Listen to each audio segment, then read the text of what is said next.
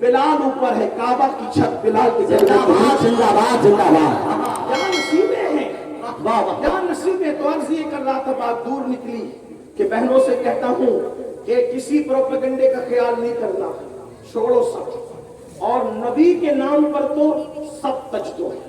غربت گلے لگانے کے لیے تیار ہے، موت گلے لگانے کے لیے تیار ہے. ایک بات کہوں، ان کے لیے جو غربت ہے اس سے بڑھ کر کوئی مالداری نہیں ہے. بے شک بے شک. ان کے در کی غربت اس سے بڑھ کر کوئی مالداری نہیں ہے.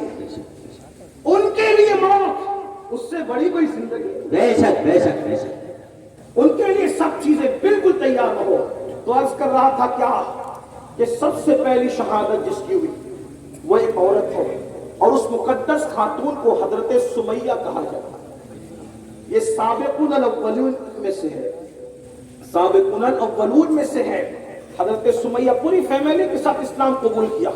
ان کے شہزادے حضرت عمار ابن یاسر انہوں نے اسلام قبول کیا، اور ان کی دعوت پر حضرت سمیہ اور جناب یاسر نے دونوں، یعنی ایک جوان بیٹا اسلام قبول کرتا ہے، اور سمیہ ان کی امی اور جناب یاسر ان کے ابا، جوان بیٹا اپنے بوڑھے ماں باپ کو کلمہ پڑھا کر رسول اللہ کے قدموں میں لے آتا ہے. اس سے پتا چلا اگر جوان سنور جائے تو جوان کا اثر گھر پہ بہت ہوتا ہے. بے شک بے شک. یعنی اگر مولوی صاحب نمازی کسی کو بنانا چاہے، دیندار بنانا چاہے تو تھوڑی مشکل ہو سکتی ہے، لیکن اگر گھر کا جوان بیٹا ماں باپ کو نمازی بنانا چاہے، دیندار بنانا چاہے، اور گھر کے بھتیجوں کو، بھانجوں کو اور بچوں کو اگر وہ دیندار بنانا چاہے، ایک جوان پورے گھر کا نقشہ بدل سکتا ہے. حضرت سمیہ دین قبول کرتی ہے، بوڑھی ہو چکی تھی.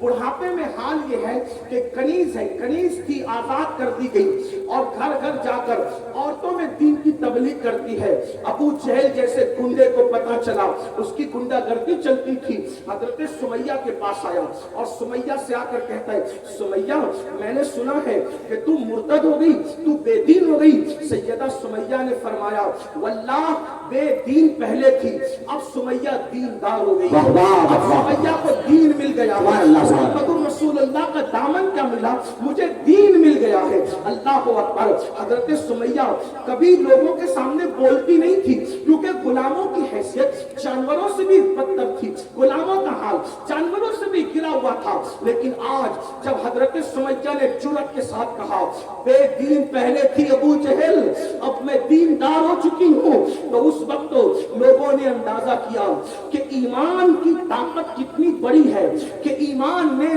غلاموں کی زبان میں بھی بولنے کی طاقت عطا کر دی ہے، قوت عطا کر دی ہے. یاد رکھنا، عشق کی دولت کوئی چھوٹی موٹی نہیں ہوتی. عشق کو بے باک بناتا ہے، عشق کو نڈر بناتا ہے، عشق کو طاقت اور قوت عطا کرتا ہے. اسی لیے لاہور کے قلندر نے جرمنی کی خاک چھان کر کے اپنی قوم کو پیغام دیا، قوت عشق سے ہر پست کو بالا کر دے، قوت عشق سے ہر پست کو بالا کر دے، دہر میں اس میں محمد سے اجالا کر دے. یاد رکھنا، کسی ہتھیار کی اتنی قوت نہیں ہے جتنی قوت عشق رسول کی ہے، رسول کی ہے. اس لیے لوگ کروڑوں ہتھیار رکھ کر بھی ان نہتے عاشقوں سے لرزہ برندام ہے، جانتے ہیں کہ سارے ہتھیار قدموں میں جھک جاتے ہیں جب کوئی ایک عاشق کھڑا ہو جاتا ہے. اس لیے قوت عشق کا اندازہ سب کو ہے، لیکن آپ کو نہیں ہے، ہم کو نہیں ہے. یاد رکھنا، اس عشق کی چنگاری کو شعلہ جوال بنانے کی ضرورت ہے. سمیہ نے جواب دیا، ابو جہل، ابو الحکم کہنے والی سمیہ، آقا کہنے والی سمیہ، داتا کہنے والی سمیہ آج ابو جہل کہہ کر مخاطب کر رہی ہے اور کہتی ہے، بے دین پہلے بھی ابو جہل، اب دیندار ہو گئی ہو. جانتے ہیں اگر پہلے موجود ہے تو ان کی خاص توجہ، عورت صرف گھر میں کپڑے دھلنے، برتن مانجنے اور کچن روم سنبھالنے والی کا نام نہیں. عورتوں نے کیسی تاریخ کے اندر انمٹ نقوش جو ہے وہ ثبت کر رکھے ہیں, عورتوں نے تاریخ سازی کی ہے. اللہ اکبر.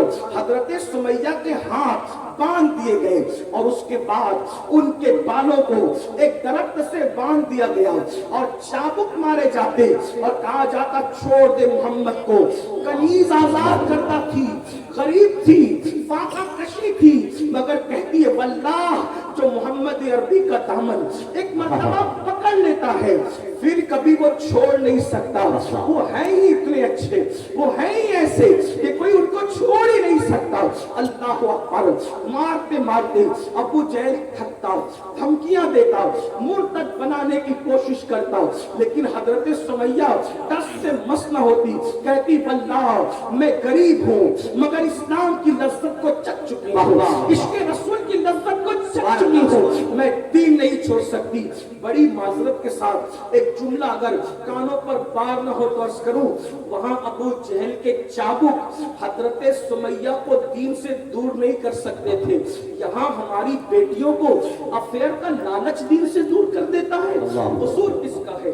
کس کا قصور ہے؟ وجہ کیونکہ وہاں رسول اللہ کی تربیت تھی, یہاں تربیت نہیں. جو باپ خود کلمہ پڑھنا نہ جانتا وہ بیٹی کی عشق رسول, جو باپ خود غسل کرنا نہیں جانتا ہو وہ اپنے بیٹے کو دین کیا پڑھائے گا؟ المیہ یہی ہے.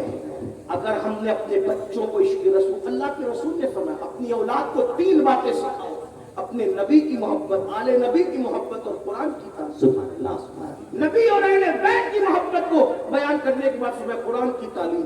کہاں ہے نبی پاک کی محبت, کہاں ہے اہل بیت کی محبت؟ افسوس ہے. قرآن کی تعلیم کہاں ہے؟ کچھ نہیں. یہ تربیت کا فقدان ہے. اگر بیٹے اور بیٹیاں ابتداء کی طرف جا رہی تو تربیت کا فقدان. تربیت کا ہے. جب باپ بھی خود برمنڈا پہن کر کے گھٹنے کے اوپر چڈی پہن کر گھومے گا تو بچوں کو دین کون سکھائے گا؟ جب باپ نیند سے اٹھنے کے بعد سب سے پہلا پاپ اور جرم یہ کرے گا کہ فجر کی نماز وہ بستر میں ترک کرے گا, دین کون سکھائے گا بچوں کو اور بچیوں کو؟ کھیل نہ بناؤ, دین کو یوز کرتے ہو صرف میت کے موقع پہ اور شادی کے موقع پہ, بلکہ میت اور شادی میں بھی تو دین بس اتنا ہی ہے جتنا میت میں جنازہ پڑھا جاتا اور تدفین ہوتی بس اتنی, باقی کے رسومات کہاں سے لائے ہو؟ شادی میں بھی کتنا دین ہے, جب ایجاب و قبول ہوتا ہے خطبہ پڑھا جاتا ہے بس اتنا دین ہے, اس کے بعد نہ اس سے پہلے دن نظر آتے ہیں نہ اس کے بعد, نہ باراتوں میں دین نظر آتا ہے نہ دلہن لاتے لے جاتے دین نظر آتا ہے. ہمارے مذہب نے کب کہا کہ دین کے بارات میں پٹاخے پھوڑے جائیں؟ ہمارے مذہب نے کب کہا کہ ڈی جے لگایا جائے؟ بلکہ اب تو حیرانی اس پر ہے کہ لوگ بارات میں ڈی جے لگاتے تھے, اب تو لوگ جلوس میلاد میں بھی ڈی جے لگاتے ہیں. انا للہ و انا الیہ. حضور کی ولادت کے دن پر عمل نہیں کرو گے تو پھر عمل کب کرو گے؟ خرافات کا حال یہ ہے. جس رسول نے پورا زندگی گزارنے کا شعور عطا کیا, شادیاں ہوتی ہے جہیز مانگے جاتے ہیں, گاڑیاں مانگی جاتی ہیں, کاریں مانگی جاتی ہیں, شادی کرنے نکلے کہ بھیک مانگنے نکلے. کتنا مہذب طریقہ اختیار کیا بھیک مانگنے کا. آپ مجھے بتائیں, میں تو یہی لوگوں کو کہتا ہوں, ہمارے بزرگوں نے فرمایا نوشا کو بیٹیاں دیا کرو, بھکاریوں کو نہ دیا کرو. جو جہیز کے نام پہ بھیک مانگنے نکلے ان سے کہہ دو ہم بھکاریوں کو نہیں دیتے, ہم تو داماد بنانے کے لیے نکلے, ہم بھیک دینے نہیں نکلے. کیا بے غیرتی ہے.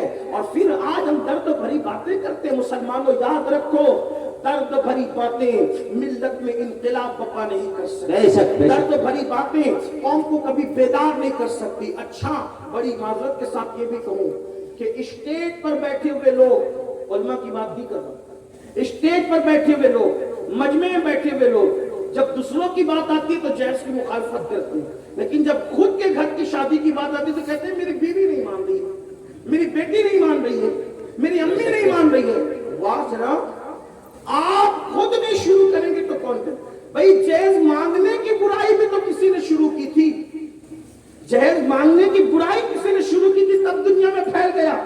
جہیز کے خاتمے کی اچھائی بھی تو کوئی شروع کرے, کسی کو شروع تو کرنا پڑے گا, کوئی تو شروع کرے.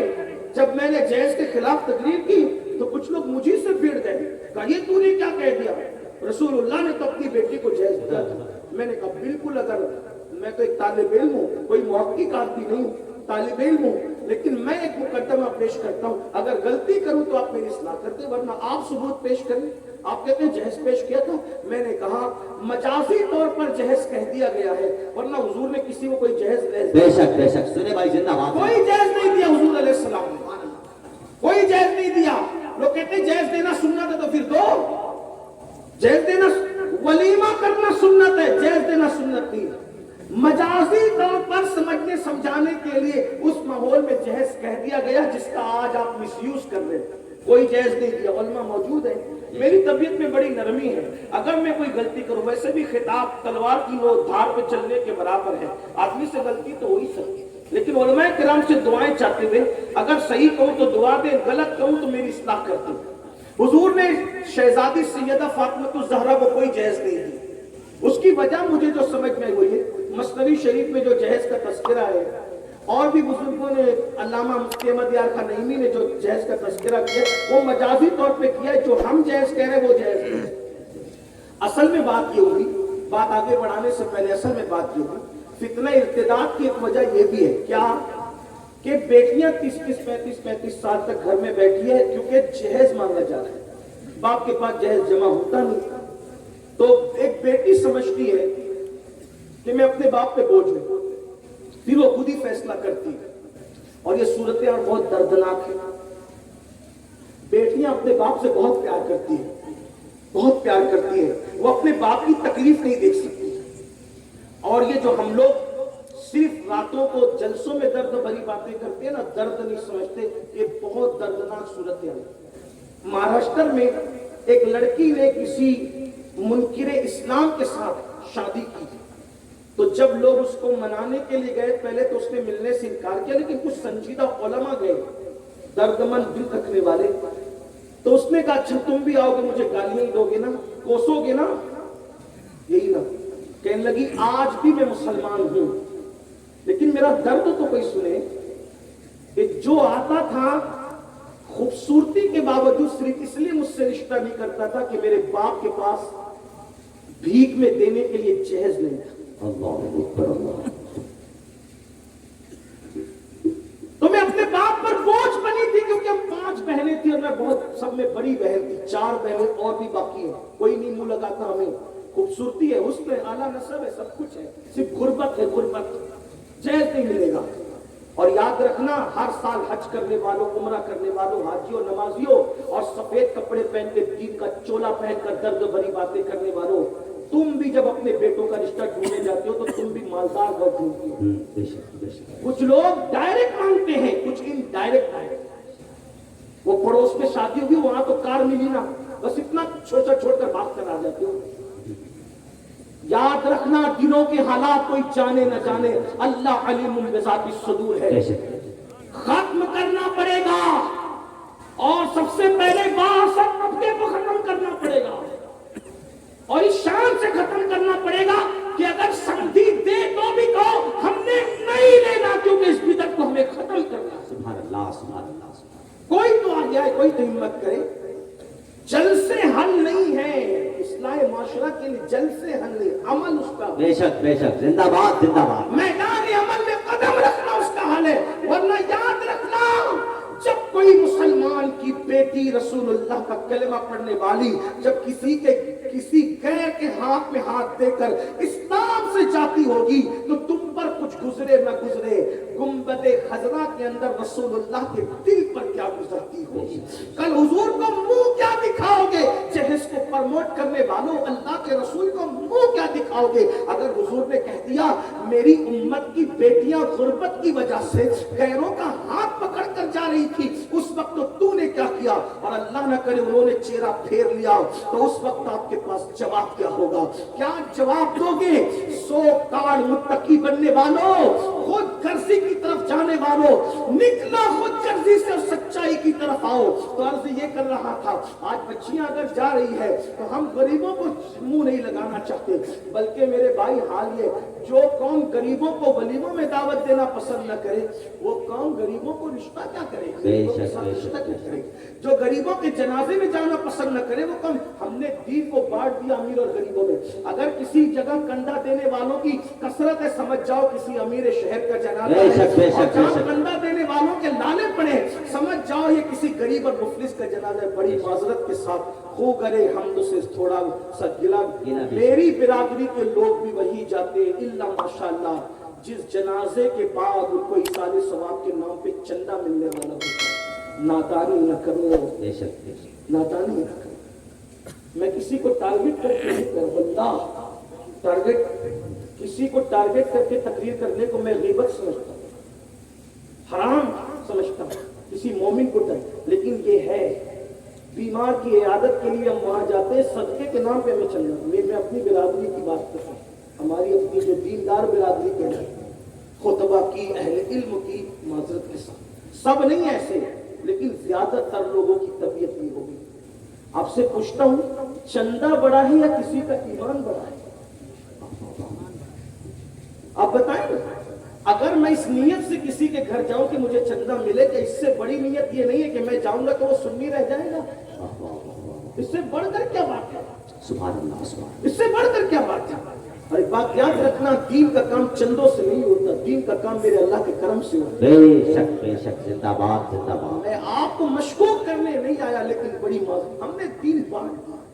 बल्कि हम खैरियत भी पूछते हैं ना तो लिबास देख कर पूछते हैं। हाँ, मुसाफा भी करते हैं, हाजिर साहब है खैरियत से हैं, और बेचारा आम आदमी है तो कहते चलो चलो अभी वक्त टाइम नहीं। ये हाल है। मुसाफे को भी हमने बांट दिया, गुर्बत और अमीरी के।